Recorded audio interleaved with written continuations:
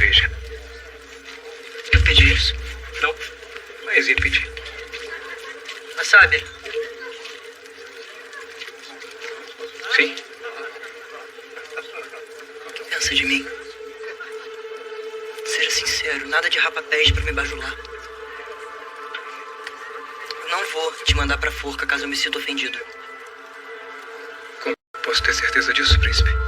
Me julga tão mal que nem na minha palavra confia. Não. Não.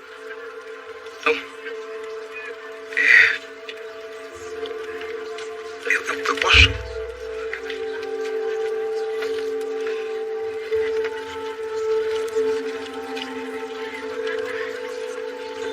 Quem sabe se eu fosse o príncipe, não faria o mesmo. O mesmo. O príncipe, sabe? Bebidas. Mulheres.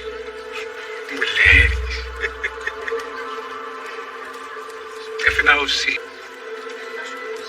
Eu vou trazer pães e coalhada para acompanhar.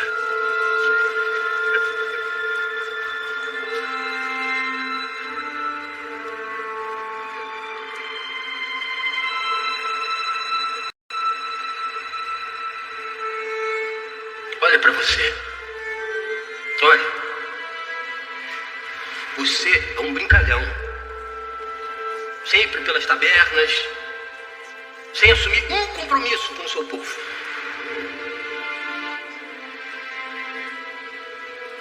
O Ibicim não pode dar ouvidos a vozes erradas. O que sabe já está longe. Eu não vou durar muito. Promete que você vai ajudar o rei.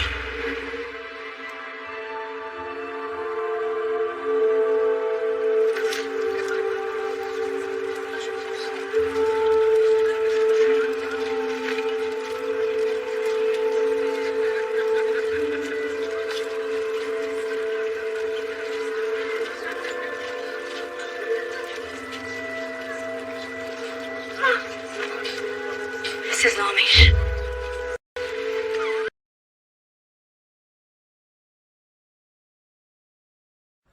Saudações cristãs a todos aqueles que visitam este canal. Me chamo Marcos Lopes. Seja bem-vindo ao canal Espada Triunfante.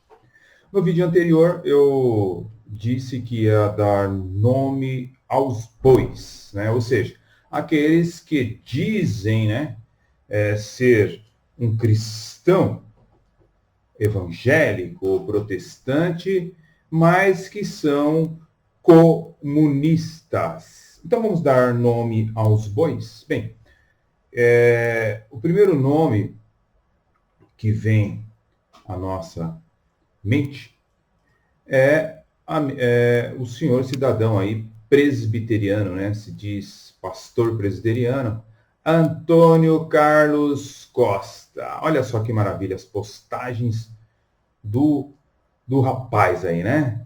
Ele luta extremamente contra o governo brasileiro, né? Contrariando as escrituras que diz que devemos orar por aqueles que estão em iminência. Mas ele é mais um daqueles militantes, né? Esquerdistas que procuram através da Bíblia, né? Isso é o que eu mais fico assim impressionado, né? É um cidadão que você nunca vai ver nas postagens dele aí qualquer tipo de postagem contra o PT, contra o Lula, né? Enfim, contra o esquerdismo. Mas é uma pessoa que se diz intelectual, né? Sou um pastor presbiteriano. Eu fico imaginando como é que deve ser a igreja desse cidadão aí, né? Um monte de maluquete lá dentro. Mas tudo bem, vamos passar por cima desse nome, né? O outro nome é Ariovaldo Ramos, de que dispensa comentários, né, pessoal?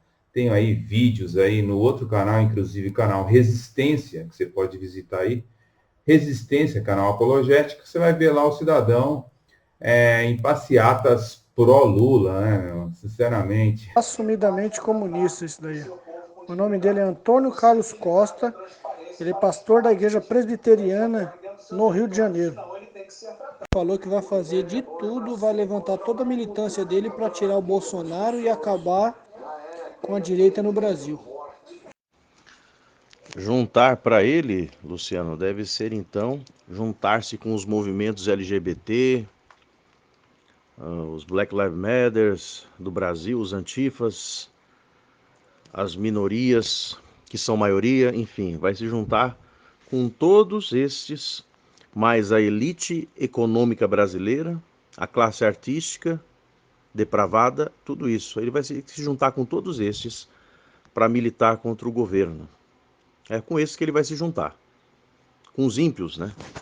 Exato, Carlos. Ele não defende abertamente esses movimentos LGBT, abortífero, mas a gente percebe, Carlos, que ele não denuncia esses movimentos. Então, na neutralidade, você joga para o time contrário.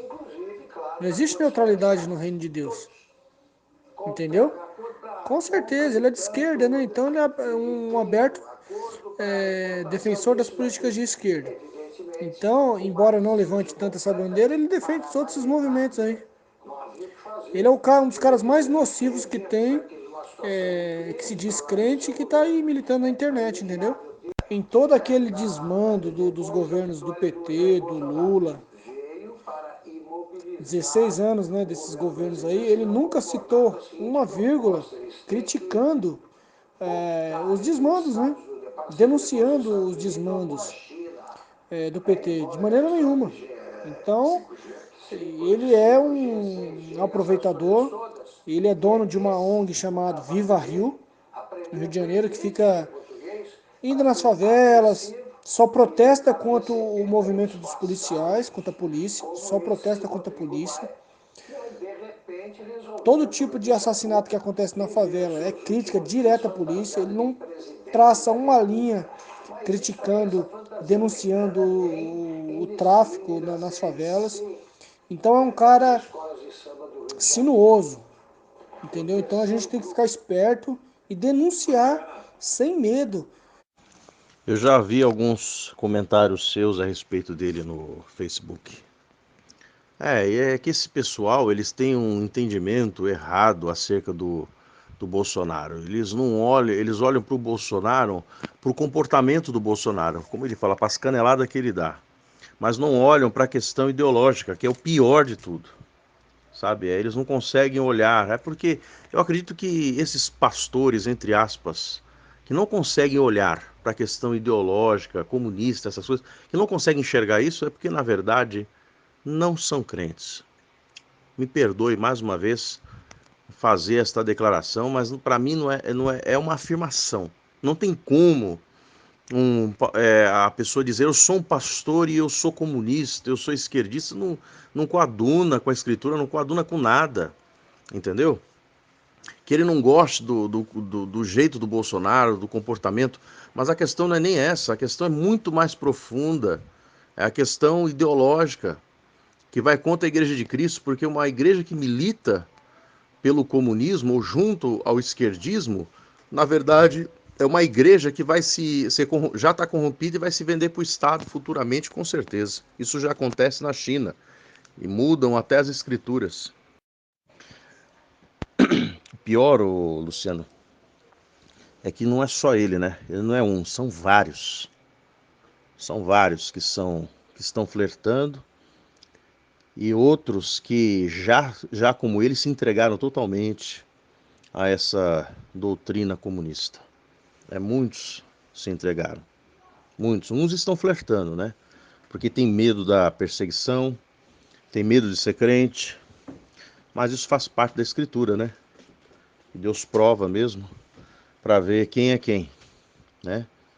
O crente, ele é provado mesmo no fogo, provado na aflição, nas tribulações, para haver a perseverança mesmo do santo, né? Para ver se de fato esse que se diz crente, ainda mais pastor, né? Que deveria ser irrepreensível, segundo as escrituras, cai nesse tipo de engodo.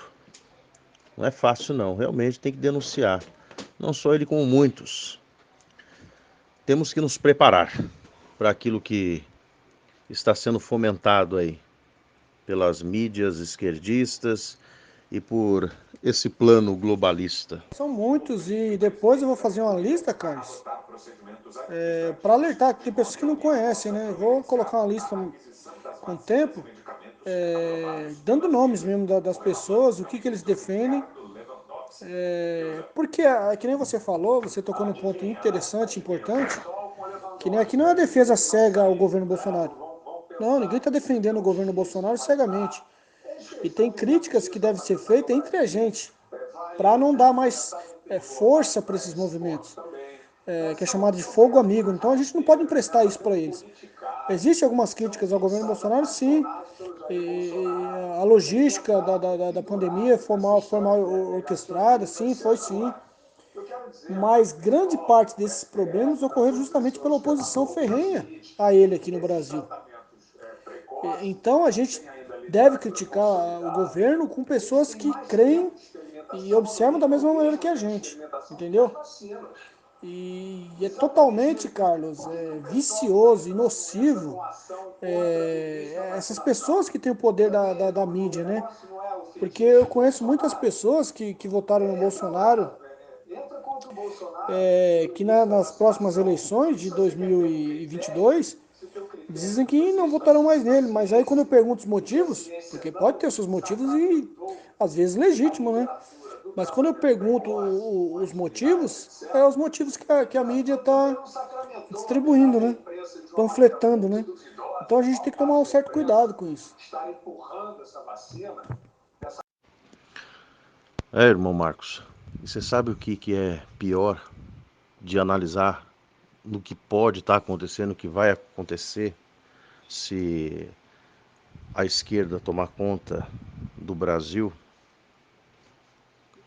como está acontecendo nos Estados Unidos ainda que estejam coisas suspensas no ar, acerca das atitudes que o Trump possa ou não tomar, mas se ela tomar conta dos Estados Unidos e do Brasil, as pessoas que são de direita, não vou dizer todas, mas talvez boa parte que se diz de direita, conservador, tal, vai acabar sendo subjugada pela mídia esquerdista e vai voltar a viver, achar que os dias passados eram melhor do que os dias atuais, né? Como Salomão falou isso, nunca com sabedoria seria dito isso, que os dias passados são melhores que os dias presentes, os dias que nós vivemos.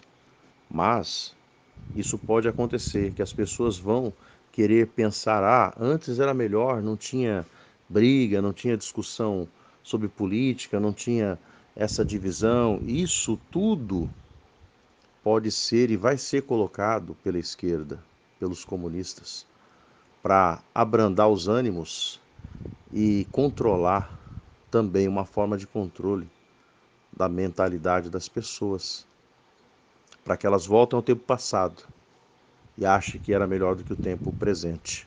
Esse tempo de despertar, de consciência, de entendimento e discernimento acerca das coisas que estão acontecendo. Então nós corremos esse risco de um retrocesso. Então que Deus nos dê discernimento e olhos abertos para não voltarmos atrás. Não quem de fato está consciente, desperto, mas que nós ajudemos aqueles que estiverem com ânimo dobre, né? E estiverem inseguros acerca do que crer, do que se posicionar no futuro em relação à direita, à esquerda, a essas questões, porque é isso que a esquerda com certeza vai fazer. Vai tentar fazer retroceder tudo aquilo que, como direita, despertando, nós avançamos. Mas que Deus nos guarde. Agora acabei de ver na internet um cidadão defendendo a China. Um pastor batista aqui de São Paulo, inclusive frequentou até a igreja que eu frequentava uns tempos atrás. Até pregou lá, defendendo com unhas e dentes a China, dizendo que a China é uma mil maravilha, os melhores empregos, a melhor tecnologia. O cara fez tantos elogios para a China que eu até pensei que a China era o novo Éden. Meu Deus do céu, a que ponto, aonde vamos chegar, irmãos? Para você ver, Lu, como essa questão que às vezes a gente fala, não é ser taxativo, tá? Essa questão de hoje ser pastor, ter conhecimento acadêmico, até teológico, ter uma biblioteca de livros espalhada atrás do escritório, da escrivaninha, não quer dizer nada. Se o conhecimento que a gente adquire de Deus não muda a nossa vida, no momento que nós nos convertemos, é claro, mas não continua transformando, mudando o nosso caráter, nos aperfeiçoando, nos fazendo a imagem e semelhança do nosso amado Senhor e Salvador Jesus Cristo, então tudo isso é apenas soberba. Por isso que Paulo fala, né? A ciência incha, mas o amor edifica. Então, se esse conhecimento ele não promove piedade, alguma coisa está seriamente errada, entende? É por isso que você vê tanto aí. Só que as pessoas têm medo. É como você estava falando sobre denunciar. As pessoas têm medo de falar. Não. É aquele conceito pentecostal. Parece que está até na reforma. Não toque no ungido. Não fale no ungido. Não, a gente tem que ter temor. Não é ofender ninguém. Não é ser mal educado, ofender as pessoas. Mas é expor o pecado, expor o erro, o engano, a apostasia até que muitos desses pregadores, desses supostos pastores estão passando, entendeu? E nem o caso recente aí do Ed René Kivitz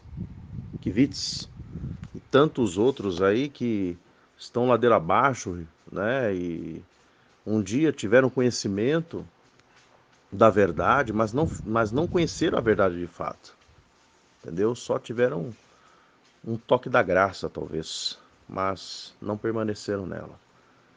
Então que a gente tenha coragem, né, para falar, não é ser contencioso no sentido de contender para gerar polêmica ou uma animosidade acirrada sem fundamento. Não, é contender pela verdade, é batalhar pela verdade que uma vez foi entregue aos santos, como diz Judas, né? Então é defender esta fé, e não só doutrinariamente, mas na prática também, porque os maiores problemas de, de não se fazer uma defesa correta da fé hoje é não defender a fé prática, defende só a fé teórica, se assim eu posso colocar, né?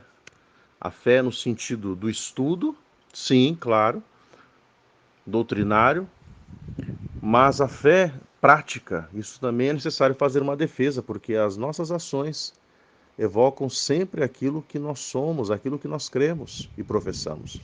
E aí está aí o resultado. Esse silêncio, essa apatia, esse comodismo que a igreja vem passando, enfrentando no Brasil e até no mundo, tem aí criado esses monstros que estão deitando e rolando aí. Que Deus tenha misericórdia de todos nós.